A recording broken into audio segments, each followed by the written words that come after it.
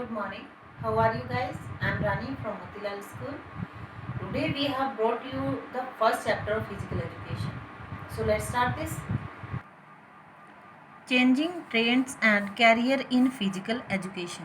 शारीरिक शिक्षा में बदलती प्रवृत्ति और उनका कैरियर, मतलब फिजिकल एजुकेशन से हमारी कौन कौन सी जो प्रवृत्ति हैं वो कौन से चेंज आते हैं और हमारा कैसे कैरियर बनता है, ये आज हम इस लेसन में पढ़ेंगे। सबसे पहले हमें क्या जानना है, फिजिकल एजुकेशन की डेफिनेशन की। फिजिकल एजुकेशन क्या है, उसकी परिभाषा क्या है। The concept of physical education is not new.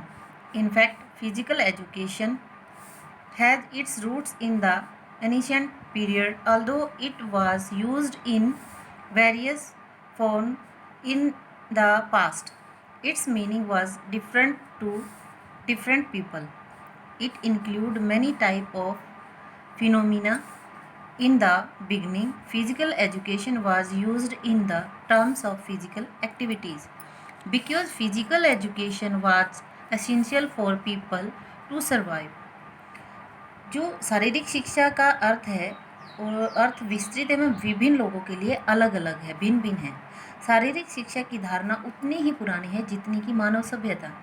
प्राचीन काल में शारीरिक शिक्षा का संबंध केवल लोगों के शारीरिक क्रियाओं तथा पहलुओं से होता था। ये शारीरिक क्रियाएं शिकार करने, शत्रु होते थे एवं जंगली जानवरों से बचाव करने तथा जीवित रहने के लिए अति आवश्यक थी। Philosopher like Socrates, Aristotle and Plato were of the opinion that physical training is a must for youth. Even in India, physical activities were the essential part of the life in ancient times.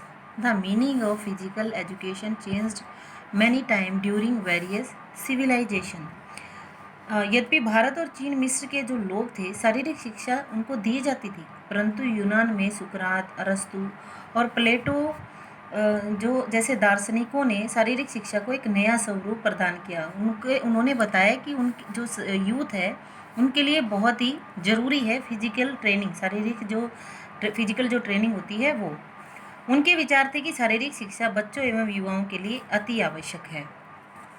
उसके बाद हम बात करते हैं जो AIIMS of objective physical education, यानी कि जो शारीरिक शिक्षा के लक्ष्य और उद्देश्य हैं। हमने जो परिभाषा हमने पढ़ी है, जो मीनिंग पढ़े हैं, इसमें हम इन्हीं में से कई तरीके की जो अलग अलग वैज्ञानिक, अलग अलग साइंटिस्ट हुए हैं, उन्होंने अलग अलग परिभाषाएं लिखी हैं। वो हम देखते हैं कि हमने इन्हीं में से आपको एक परिभाषा जो आसान लगे वो लिख सकते हो। जैसे कि शारीरिक क्रियाओं पर केंद्रित अनुभव द्वारा परिवर्तन मानव में आते हैं, जो वे ही शारीरिक शिक्षा कहलाते हैं। या फिर हम इसे इस तरीके से भी पढ़ सकते हैं, शारीरिक शिक्षा का वह पक्ष जो शारीरिक क्रियाओं द्वारा मनुष्य को संपूर्ण व्यक्तित्व का विकास एवं शिक्षा के संबंध में विकसित करता है, उसे शारीरिक शिक्षा कहते हैं। तो ये हमारी डेफिनेशन थी फिजिकल एजुकेशन की। उसके बाद हम बात करते हैं aims and objective of physical education, उसके उद्देश्य। The aim of physical education is the wholesome development of an individual, or it can be said that the aim of physical education is complete living. जो व्यक्ति का सर्वांगीण विकास की शारीरिक शिक्षा का मुख्य लक्ष्य है। सरल शब्दों में कहें तो शारीरिक शिक्षा का लक्ष्य व्यक्ति की संपूर्ण क्षमता को विकसित करना, जिससे व्यक्ति अपने समाज का कल्याण कर सके, वो है। According to Ministry of Education and National Planning of Physical Education and Recreation, the aim of physical education must be to make every child physical, mentally and emotionally fit, and also to develop in him such a personal and social qualities which will help him to live happily with other and build him up a good citizen.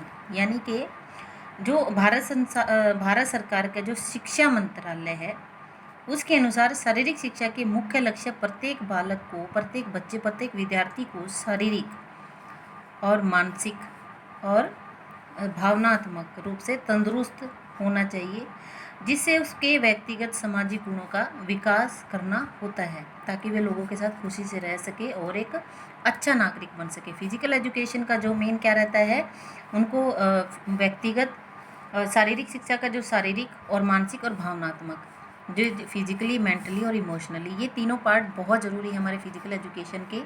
ये main लक्ष्य रहता है physical education का, शारीरिक शिक्षा का। वो हमने बात की थी लक्ष्य की। अब हम बात करते हैं ऑब्जेक्टिव की, यानी कि उद्देश्य। जो फिजिकल एजुकेशन के जो उद्देश्य हैं उनके मेन पार्ट क्या रहते हैं, physical development, mental development, social development, neuromuscular coordinations, emotional development and development of health.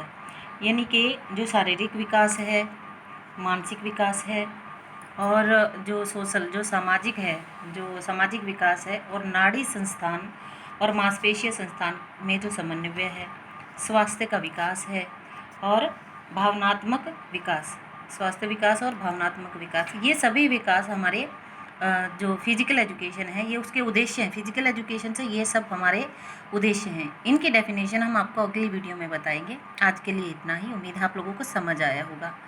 Thank you.